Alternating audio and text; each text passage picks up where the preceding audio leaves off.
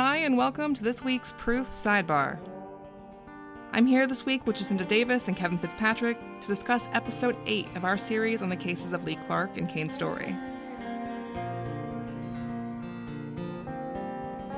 And this week, we heard about Sergeant Dallas Battle. To me, Dallas Battle has always been at the center of the controversy surrounding this case. I mean, when I first learned about the story, he was sort of, if not the first, then one of the first names that came up. And there was just a lot of questions about, could he have done something improper, or him really holding all of the answers to what happened with this investigation. So I think it was, about time and really interesting to step through to look at Dallas Battle himself. I was really looking forward to interviewing him for quite a while. And then, unfortunately, he passed away just shortly before we started getting fully into this case and working on it and actually making trips down to Rome. So we never got a chance to. And I don't know if he would talk to us. Part of me tells myself that he wouldn't talk to us anyway. So we didn't miss out on anything. But I still remember actually getting the message that he had passed away, because it couldn't have been more than a week or two before the first trip to Rome. And I think it was a text chain between the three of us. Yeah, it was earlier that month, but he'd been in ill health for a while, I believe. And now Dallas was one of two officers who worked the most in this case. Although he was the one who was at the start of the case, he was the lead officer. So he was the one who knew the most about it, but we're still hopeful to speak to David Stewart, who was the other investigator who worked on it. It feels like people want to talk about it. They want to make comments about Battle on the record, but they can't. They're being told they can't talk to us for one reason or another by Floyd County Police Department and DA's office. And plus, there's the obvious. Like, no one wants to speak ill of the dead. It's an awkward and unfortunate topic, and he is not here to defend himself. So in that sense, no, it's not fair that there's no one to speak up for him. But that doesn't mean his story shouldn't be told, because it's a huge part of this case. Yeah, and I do think that you have both offered people the opportunity to speak on his behalf, and they've declined, either because they've been told they can't speak, or they've simply declined. I was there when you drove up to the widow's house, and she politely declined to comment. So you have reached out to people to try and get to present his side of the story. And like you said, Susan, it's not a story we can't tell. We have to tell the story because, as Glenn Clark says in the opening of this episode, is we probably wouldn't be here looking at this case right now if it wasn't for Dallas Battle. Mm-hmm. And Dallas Battle had a checkered career, I guess you'd say, at the Floyd County Police Department. And later on, he was there for a very long time, almost 30 years. And he was an investigator for quite a good chunk of that. So he appears in a lot of the high profile cases that occurred in Floyd County over that time period. He also was involved in the Joy Watkins case. Not only did he testify about Isaac's truck allegedly not being identifiable from where it crashed inside the road, he was also the officer who interrogated the prime alternate suspect in the case, Heath Wilson. He also was the officer that handled probably the highest profile case in Floyd County, or at least in terms of a true crime notoriety, which was a Michelle Reynolds case. And I know there's a lot of talk about how he's the reason that case did not end up in a death penalty situation, because of a search warrant that he improperly obtained. And that resulted in evidence that was found being suppressed and a plea deal being reached, as opposed to a death penalty conviction. We also heard this episode from the confession tape that was recorded of Kane's second interview with Dallas Battle, and the one in which he says that he accidentally shot Brian, or at least that the gun accidentally went off while it was in his hand. And the recorded portion of the interview is short. It's about 17 minutes. We don't know how long it was going on before that, but you can hear over the course of the interview how Kane starts off saying, no, I didn't do this, didn't do this. And by the end, he says, yes, he agrees with what Dallas is offering and says, yes, I accidentally shot Brian.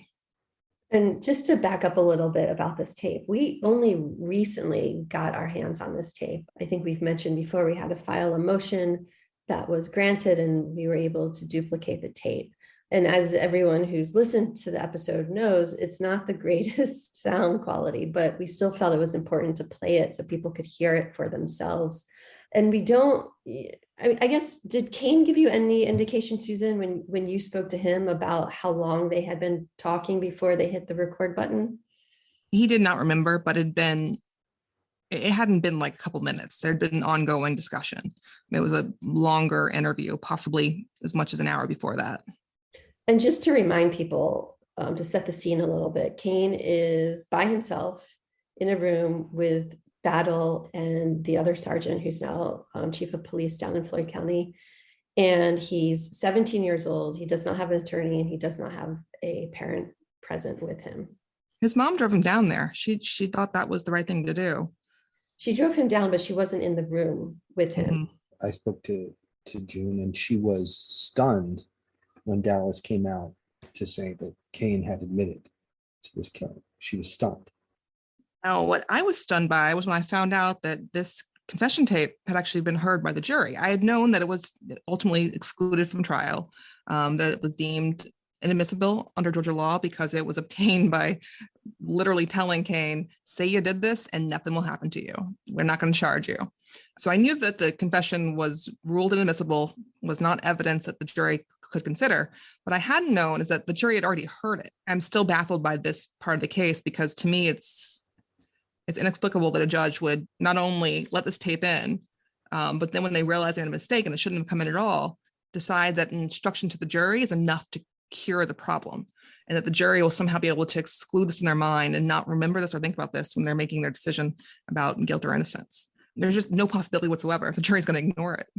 Did they play the tape in totality? Yep. And remember, this tape, Lee says, made him think that Kane might be guilty, or he actually believed for a while that Kane either may have or must have accidentally shot Brian because of it. So if Lee Clark is thinking that, well, of course the jury is going to reach a conclusion of guilt. Yeah, you can understand that. The tape, it's not like what you see on TV or movies where they're like yelling at him and up in his face. And, he just kind of casually at the end says, yeah, it went off in my hand accidentally. It doesn't feel forced. It doesn't feel pressured. At least that's how I heard it. I don't know if you guys agree with that. You can understand how it was, but it doesn't feel that way. I was so interested to hear it because for the longest time, we had the transcript of it. And in your mind, you play out how it must have been. And it was more subtle on the tape than I imagined it in my mind. And I think it's easy to forget that he's a 17-year-old kid. He's not spoken to an attorney. He said it in the episode. If I'd known that I could have just stopped the interview, I would have. It's important to remember that he was a kid and he was in there alone. And he also believed what Dallas Battle said about, say you did it accidentally and we can all go home. Right. That's all the family needs to hear. That's all we need to hear. Just say those magic words and everything goes back to normal and life goes on. Right. Everything will be fine. You won't get charged. He's probably thinking he'll go back to school the next day. He has no idea. And like you said before, hearing this convinced Lee for a while.